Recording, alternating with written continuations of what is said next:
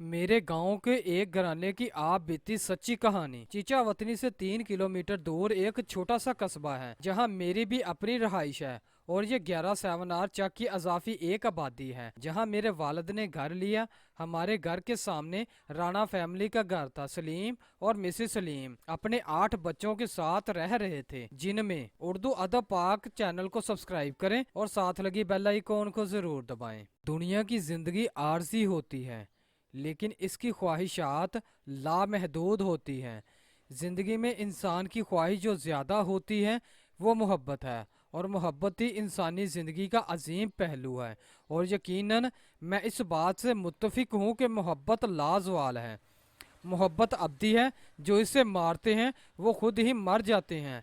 इश्क के समंदर में डूबा हुआ आदमी महबूब की ख्वाहिश पर ताजमहल तमीर कर देता है, लेकिन ये भी एक लम्हे की अक्कासी है। इस ख्वाहिश की तकमील होती है, लेकिन मोहब्बत का रास्ता अक्सर मंजिल से महरूम हो जाता है। लेकिन कभी कभी मोहब्बत जाहिलों की गलती होती है, ऐसी गलती जो घरों को कब्रस्तान बना देती है। साल 2010 में इस इश्क की वजह से एक खस्ता हाल मकान तबाह हो गया था। जी हाँ, चीचा वतनी से 3 किलोमीटर दूर एक छोटा सा कस्बा है जहाँ मेरी भी अपनी रहाइश है, और ये 11 चक की अजाफी एक आबादी है जहाँ मेरे वालिद ने घर लिया। हमारे घर के सामने राणा फैमिली का घर था। सलीम और मिसिस सलीम अपने 8 बच्चों के साथ रह रहे थे, जिनमें 6 बेटियां और 2 बेटे शामिल थे। सलीम साहब के पास दाल चावल का एक होटल था जो कमालिया रोड पर बहुत मशहूर था। वो दिन और रात के वक्त सलीम होटल में क्याम करता था। उसकी सबसे बड़ी बेटी सबा अजान के वक्त हर रोज अपने घर में चूल्हा जलाना शुरू कर देती थी, और मिसिस सलीम दाल चावल तैयार करती थी ताकि सलीम साहब इसे होटल में ले जा सकें। वो एक गरीब घराने से ताल्लुक़ था, लेकिन वह शर्म व हया वाले लोग थे। मैंने कभी भी इनकी छोटी वाली बेटी के सिवा किसी बेटी को दरवाजे पर नहीं देखा। दोनों शोहर और बीवी अपने घर की तरक्की और तमीर के लिए दिन रात एक कर रहे थे। बच्चे जवान थे, इनकी शादी, घर की तमीर, बच्चों की तालीम, घर के अखराजात एक दूसरे के साथ मिलकर कर रहे थे, और इसकी वजह मेहनत और बाहमी तावन था। अक्सर सलीम साहब की अहलिया मेरी वालदा से मिलने जाती थी, और कभी कभी मेरी सास भी इनके घर जाती थी, क्योंकि दाल चावल होटल से सारा निज़ाम ज़िंदगी चलाना मुश्किल था। लिहाजा सलीम साहब की अहलिया और इसकी 2 बड़ी बेटियां कपड़े सिलाई करती थी। सारा मोहल्ला उन्हें कपड़े सिलाई के लिए दिया करता था। वक्त के साथ साथ दिन से रात और रात से सुबह तक मेहनत की वजह से इनके घर के हालात पहले से बदल रहे थे। पहले सबसे बड़ी बेटी की शादी, फिर बड़े बेटे की शादी, फिर तीसरी बेटी की शादी हुई थी कि अल्लाह की तरफ से कुछ और ही मंजूर था। एक गलती जो इस घर के एक मेंबर ने लाशऊरी तौर पर की, वही तबाही की वजह बन गई थी। ऐसा हुआ कि एक मेहमान लड़का जो सलीम की बीवी के भाई का बेटा था, इसके घर आया।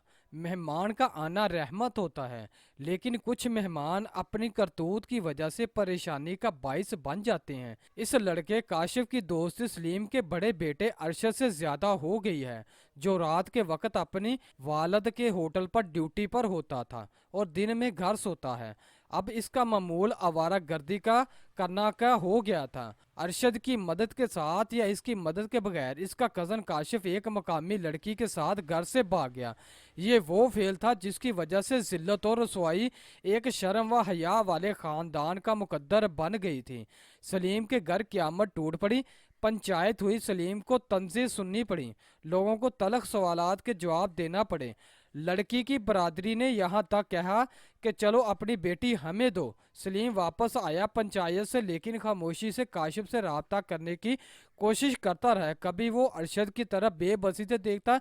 इसकी शर्म व हया वाली बेटियां इस अपने सामने रोती दिखाई देती थी। सलीम की अहलिया ने लोगों के सामने कुरान उठाया, कहा कि उसे और सलीम को कुछ मालूम नहीं, लेकिन वो इनके साथ तावन करने के लिए तैयार है। लेकिन लड़की के अहले खाना भी खामोश थे। आखिरकार पंचायत की तरफ से 2 दिन की मोहलत का फायदा उठाते हुए सलीम ने रात के अंधेरे में अपने घर को वीरान कर दिया और खामोशी से अपनी बच्चों को हिजरत करने की इजाज़त दी, और इस गुनाह की सज़ा के लिए रुक गया जिसका इसने इर्तिकाब भी नहीं किया था।